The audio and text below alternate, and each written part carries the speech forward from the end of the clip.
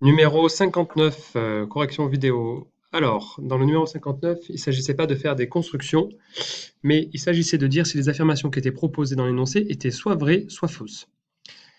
Alors, regardons l'affirmation petit a.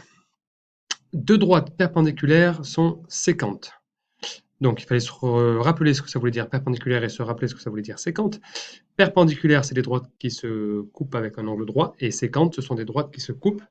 Donc, est-ce que deux droites perpendiculaires sont séquentes? Eh bien, la réponse est oui, bien sûr. Deux droites qui sont perpendiculaires sont forcément séquentes. Il suffit de faire un dessin pour s'en apercevoir. Pour le petit a, voilà, je trace une droite ici et une autre droite ici. Elles sont perpendiculaires. Et évidemment, ces droites se coupent. Et si elles se coupent, elles ont même un point d'intersection qui est ici, qui s'appelle par exemple A. D'accord? Donc, on a forcément un point d'intersection. Donc, la réponse est oui, deux droites perpendiculaires sont séquentes, elles se coupent. Voilà pour le petit a. Petit b, deux droites séquentes sont perpendiculaires. Alors c'est presque la même phrase que celle qui est au-dessus, sauf qu'on a inversé les mots. En mathématiques, on appelle ça une réciproque. Alors, est-ce que deux droites séquentes sont forcément perpendiculaires? Eh bien, dans ce cas, c'est plus compliqué, parce qu'on peut tout à fait être séquent, c'est-à-dire se couper, mais ne pas avoir d'angle droit. Faisons un dessin simple pour s'en convaincre.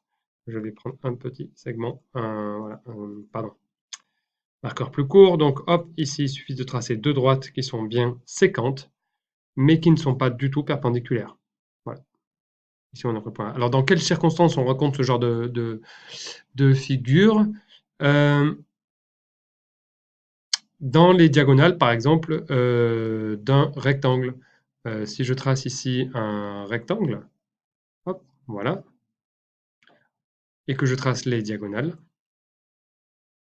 on a bien deux diagonales qui sont séquentes, mais l'angle qu'elles forment n'est pas un angle droit. Voilà. Donc, le petit b était faux. Donc ici, je vais mettre vrai. Ici, je vais mettre faux. Petit c. Un carré possède quatre angles droits. Eh bien, la réponse est oui, bien sûr, puisque dès qu'on trace un carré, hop, pardon, hop, je vais faire un petit peu plus grand. Quand on trace un carré, évidemment, on a quatre angles droits. C'est d'ailleurs une des propriétés du carré, hein. Pour être un carré, il faut avoir quatre angles droits, mais il faut avoir d'autres particularités, hein. Il faut avoir des côtés ici, des côtés égaux. Il se passe plein d'autres choses dans les carrés que des angles droits, mais en tout cas, il est vrai de dire que un carré possède quatre angles droits. Ça, c'est la réalité. Donc ça, c'est vrai.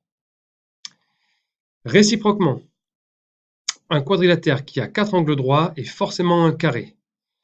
Eh bien, à nouveau, là, c'est plus compliqué que ça, puisqu'on peut tout à fait posséder quatre angles droits, mais ne pas posséder de carré.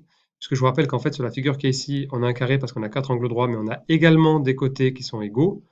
Donc, si on veut construire une figure qui est un quadrilatère qui a quatre angles droits, mais qui n'est pas un carré, il suffit que les côtés ne soient pas tous égaux. Donc, en particulier, on peut tracer un rectangle. Donc, j'en ai déjà tracé un, mais je vais en tracer un deuxième. Hop, voilà. Donc là, je vais tracer un rectangle pour le petit c, le petit d, pardon. Je vais écrire ici petit d. Donc là, on voit bien qu'on a un quadrilatère qui possède quatre angles droits.